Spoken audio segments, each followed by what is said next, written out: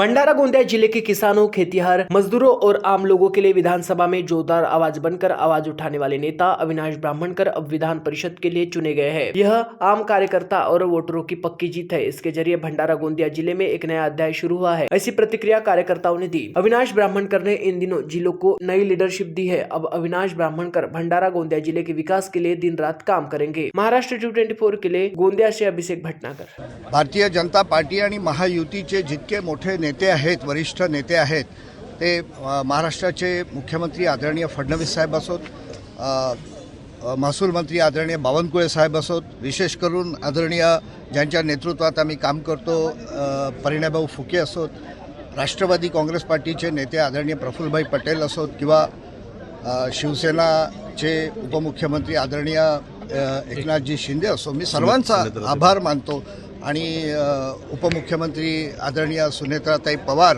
यांचेसुद्धा मी आभार मानतो की त्यांनी माझ्यावर विश्वास ठेवला आणि मला विधान परिषदेची तिकीट दिली।